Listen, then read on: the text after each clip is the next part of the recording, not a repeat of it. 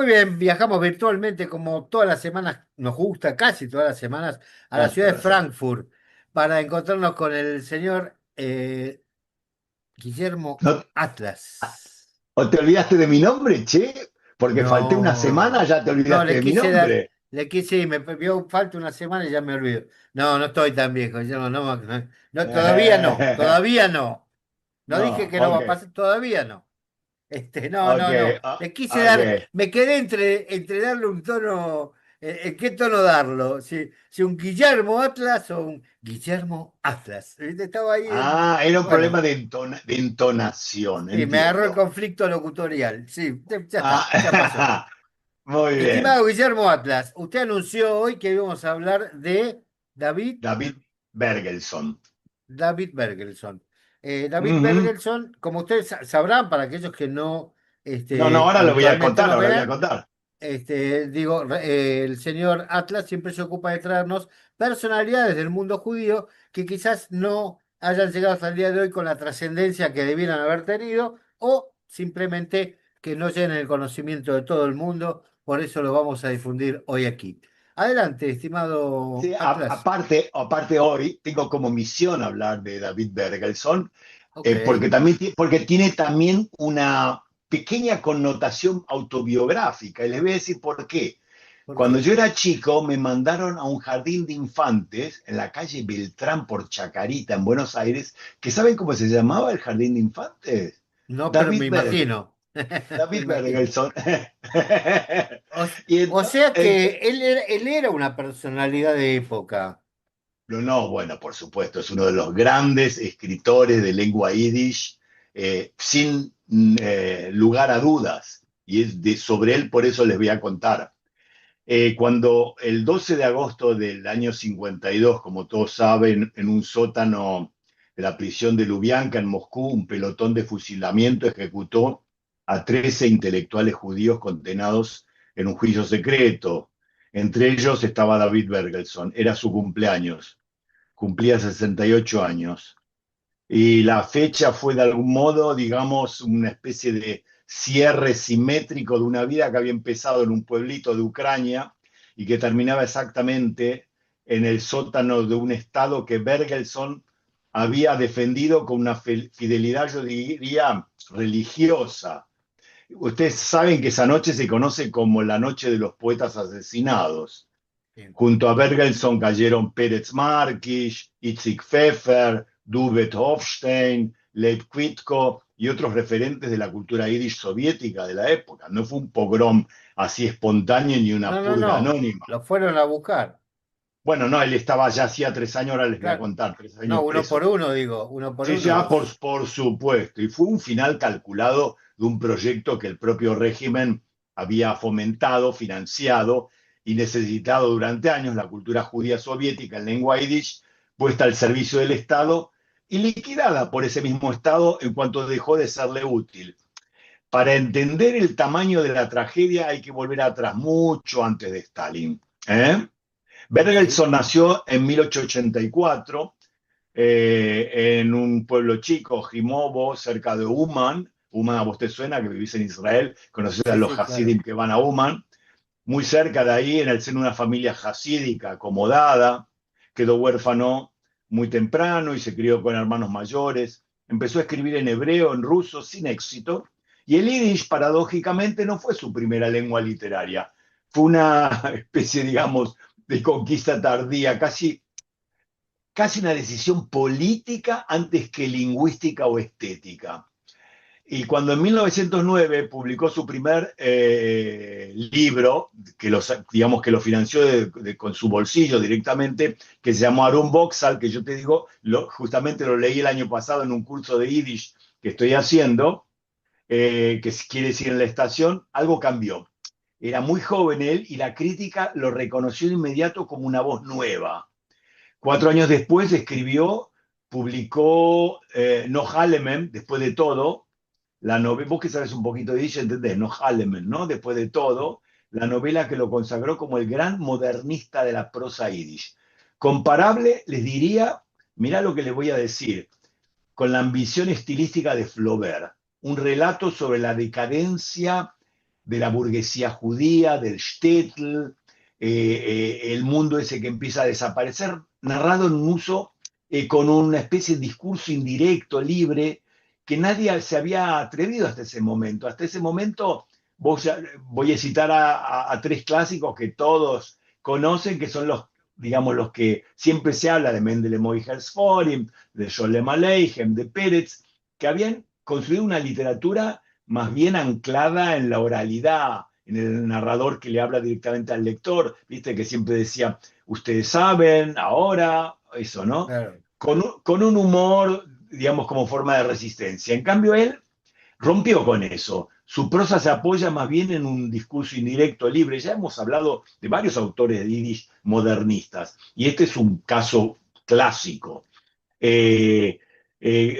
Aparte, escribía en un estilo con frases largas, un Yiddish que se pensaba a sí mismo como una lengua autónoma, capaz de la misma sofisticación técnica que, como dije recién, de Flaubert, del francés de Flaubert o del ruso de Chekhov, ni no buscaba ese efecto cómico que la complicidad con el lector, sino, digamos, buscaba una especie de estilo propio, personajes que dejan pasar la vida, como les conté muchas veces de otros autores que se refugian en la ensoñación, y esa apuesta, digamos, al estilo, digamos, le costó muchos lectores en ese momento, porque claro, el público yiddish hablante buscaba lo de siempre. Buscaba la cosa Incluso liviana. la cosa liviana, la cosa más folclórica, exacto. Y un famoso crítico de cultura yiddish que se había ido a Londres, Leo Koenig, que era también de Ucrania, llegó a calificarlo de intelectual enfermizo y melancólico. Y le sugirió escribir en cualquier lengua europea, menos en yiddish. Pero fue justamente lo que la crítica, digamos, eso, digamos, fue digamos, su plus de algún modo, haber demostrado que el Claro. Yiddish podía sostener una prosa moderna sin concesiones a ese costumbrismo. En 1917 fue uno de los fundadores de la Kulturliga de Kiev, el intento, digamos, ya alguna vez hablé de eso, el intento más ambicioso de dotar a la cultura yiddish de instituciones propias, editoriales, escuelas, publicaciones, cuando se estaba cayendo el imperio zarista en la época ya de la revolución. Y ahí está todo el núcleo de lo que viene después. Para Bergelson, el Yiddish, además de lengua literaria, fue un proyecto de autonomía cultural que necesitaba un Estado que la sostuviera. Esa Kulturliga respondía a una corriente específica dentro de, que ya, ¿no? Que vos conocés, de la política judía de la época, el yiddishismo, la convicción de que el yiddish y no Claro. el hebreo debía ser la lengua nacional del pueblo judío, la lengua de las masas trabajadoras frente al hebreo bíblico y sionista, que se asociaba más a un proyecto de retorno territorial, ¿no? El yiddishismo tenía su propia utopía, un pueblo judío moderno, secular, culturalmente autónomo, viviendo donde ya vivía, en Europa del Este, en la diáspora, sin necesidad de emigrar a Palestina. Bergelson fue justamente en buena parte de su vida un exponente de esa apuesta. Por eso cuando más tarde adhirió al proyecto de Birobidzhan, ¿no? La región autónoma judía que la Unión Soviética estableció en el lejano oriente en el año 28, y eso, digamos, no estaba improvisando una lealtad oportunista, estaba llevando ese yiddishismo secular, digamos, dentro del marco soviético, que consistía en un territorio judío sin religión y sin sionismo, administrado como nacionalidad más, entre otras que había en la Unión Soviética. Pero la Claro, historia se dentro de encarga. toda la Unión de Repúblicas Socialistas Soviéticas, ellos habían establecido una que era para los judíos y Exacto, que Birobidzhan, Villar, y que él le apoyaba el proyecto de él de encontrar un totalmente. judaísmo sin religión secular y sin ninguna relación con el Estado de Israel y con el sionismo. O sea, simplemente Exacto. donde el Yiddish sea el rey, digamos, de la escena. Exactamente, el Yiddish sea la lengua de comunicación y de la cultura de los judíos. Israel todavía no existía, pero obviamente existían todos los Yishuvim en Palestina, ya desde en el año, Claro. estamos hablando ya del año, de los años 20, ya con el mandato británico. Pero curiosamente en el año 21 se instaló en Berlín, otro más que se fue a Berlín por un tiempo, donde vivió más de una década, ¿no? Fue uno de los escritores yiddish mejor pagos de Europa en esa época. Colaboró con el Forbes neoyorquino, el famoso diario que existe hasta hoy. En yiddish hoy se escribe más que nada en inglés, tiene a veces dos paginitas en yiddish, pero bueno. Compartió redacción de revistas con Der Nister, se cruzó con escritores judío-alemanes como Döbling, Arnold Zweig, hasta tocó el violín en un concierto compartido con Einstein. Berlín le dio, digamos, una mano de cosmopolitismo, pero también le mostró algo que lo inquietaba. En Occidente el yiddish se diluía en la asimilación. Publicó un ensayo en el año 26 que se llamó Tres Centros, donde sostuvo una tesis que sería, yo diría, su sentencia casi de muerte, porque lo va a llevar a la Unión Soviética de vuelta. La literatura yiddish, decía él, solo tenía futuro en la Unión Soviética. ¿Por qué? Porque en Estados Unidos estaba condenado a diluirse por la asimilación de las nuevas generaciones Ajá. a la lengua y a la cultura inglesa. Y en Polonia él ni se imaginaba lo que se venía después, por la pobreza material de sus instituciones, la hostilidad del entorno nacionalista polaco, o sea, del antisemitismo hacia la cultura judía.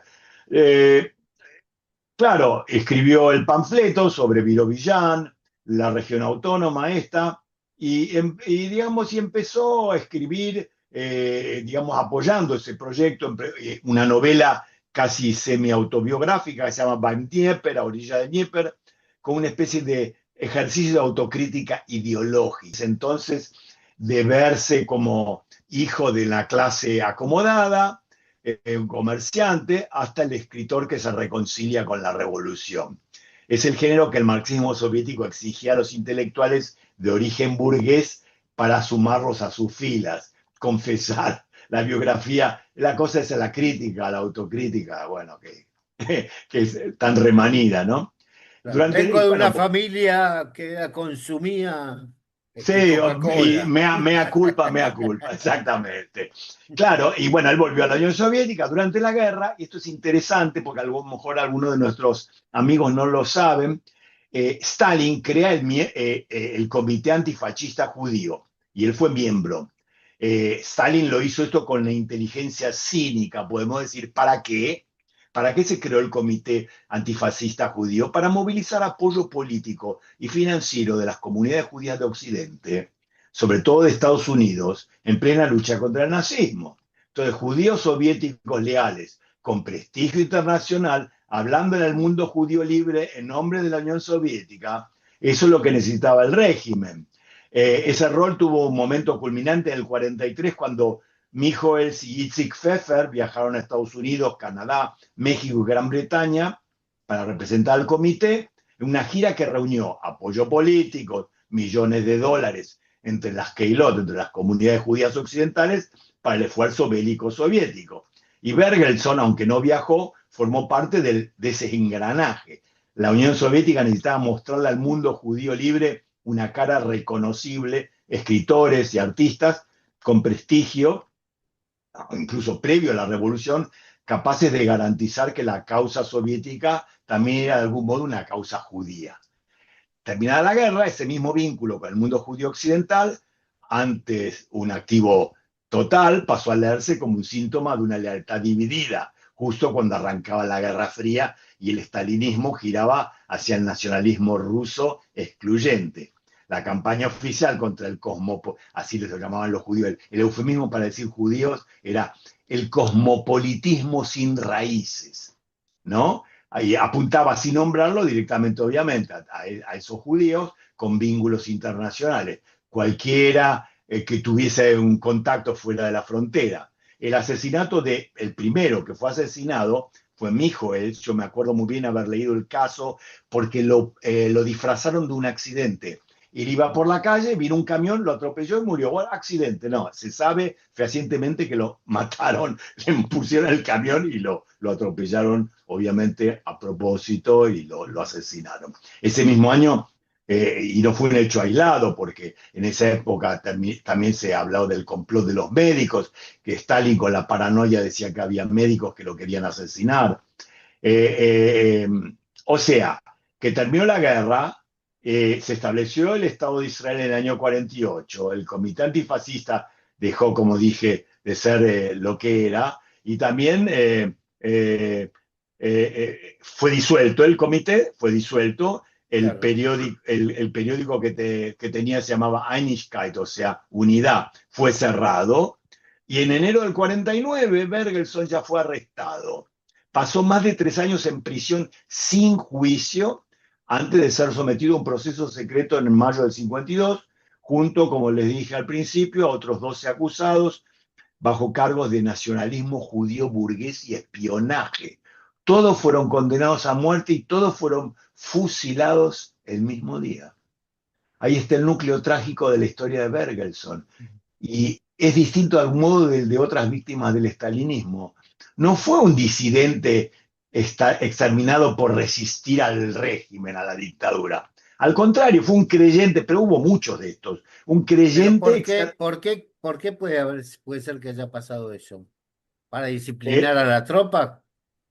Sí, bueno, digamos, tiene varias lecturas. Tiene una lectura psicopatológica, que muchos hablan de la paranoia de Stalin, que en realidad es una psicopatología que comparten muchos dictadores absolutos, digamos, por temor a que lo debiliten, que lo echen, que lo saquen y lo fusilen por las fechorías cometidas. Entonces, Sí. ven enemigos por todos lados, por un lado, y por otro lado, porque estaba inscrito de algún modo en la convicción ideológica de ese régimen nacionalista que no permitía ninguna especificidad. Incluso Stalin, siendo georgiano, ¿no? Gruzin, como dicen en Israel, Gruzini, ¿no?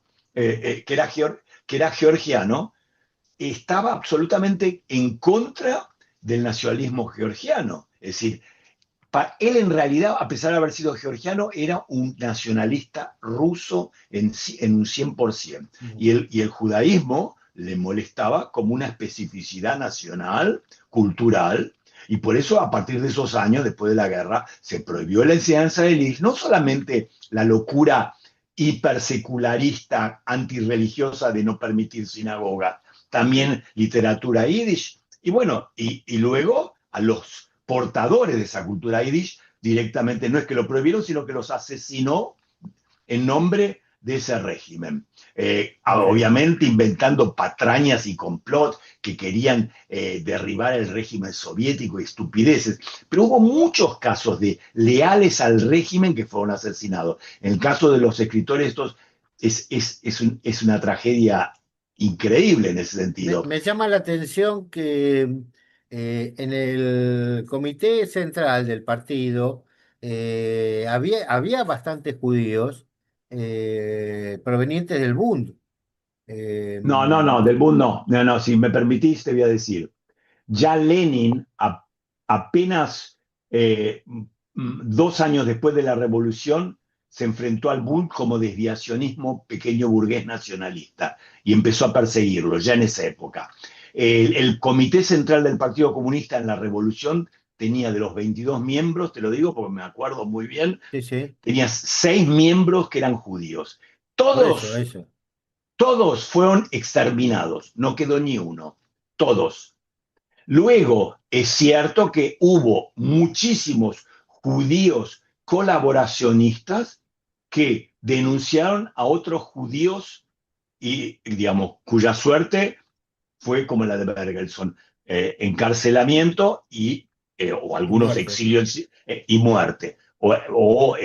Digamos, el exilio en Siberia, muerte por frío, por inanición, por lo que sea, o por fusilamiento. Es decir, eso ocurrió, incluso ocurrieron cosas mucho más locas. Yo he leído, había que incluso algunos hasidim muy religiosos que con la revolución se convierten al comunismo, luego persiguen a los hasidim que quedaron siendo hasidim. O sea, en los regímenes de esta naturaleza ocurren todas las perversiones humanas habidas y por haber. Es como que el clima eh, facilita ese tipo de conductas. Sí, Fíjate yo que digo que la fogosidad, el hombre, el hombre fagocita al mismo hombre Claro, eso con un instinto, un intento de errado de instinto de preservación, ¿no? exactamente. Eh, El hombre es el lobo del hombre, el hombre famoso. es el lobo del hombre, tal cual. Exactamente. Entonces, Eh, claro, y ese es el núcleo trágico justamente de Bergelson, que, no, que digamos fue un creyente exterminado por su propia obediencia. Dedicó parte de su vida adulta a convencerse a sí mismo y a convencer a sus lectores de que el porvenir del pueblo judío como colectivo cultural solo era posible dentro del marco soviético, reescribió su biografía, como les dije recién, adaptó su estilo, prestó su prestigio literario a las necesidades propagandísticas del régimen, y cuando ese régimen decidió que la existencia judía organizada, incluso en la versión más domesticada y leal como la de él, ya no le servía, lo mató, exactamente igual que si hubiera sido un opositor. Recién en el 61, 8 años después de la muerte de Stalin, Stalin muere en el 53. 8 años más tarde, en el 61, recién Bergelson fue rehabilitado y sus obras se volvieron a publicar en la Unión Soviética. Para entonces ya era tarde. Obvio, la generación de escritores que había intentado construir una cultura yiddish, soviética, moderna, había sido literalmente eliminada y con ella se cerró una posibilidad histórica que no volvió a abrirse, obviamente. Quedan las obras de él fantásticas, hay obras realmente como el Nohalemen, y el Vox, Invoxal, como les nombré, y queda realmente la pregunta que, como siempre termino muchas veces mis presentaciones, que atraviesa buena parte del siglo XX judío. ¿Qué pasa cuando la lealtad a un proyecto político se confunde con la supervivencia cultural de un pueblo? Y el proyecto termina devorando exactamente aquello que quería proteger. Eso es, digamos, colorín colorado. Digamos, la independencia es una intelectual de un biografía con moraleja. biografía con moraleja. Como diría David Bergensen en su encuentro con Einstein, cuando iban a tocar justamente el violín, lo miró firmemente y le dijo, no. No, y empezaron a tocar, exactamente. Muy bien. Estimado Atlas, le agradezco mucho la presencia, como siempre, acá en Radio Nadaría, y lo esperamos todas las semanas a ver Perfecto, qué me podemos alegro. abrevar, qué podemos aprender. Todas las semanas aprendemos algo nuevo y la verdad que nos pone muy, muy contentos de que usted esté acá. Un lujo que tenemos. Me alegro mucho. Hasta la Gracias, próxima. Guillermo. Un abrazo a todos. Chao. Gracias. Un buen abrazo. Chao, chao.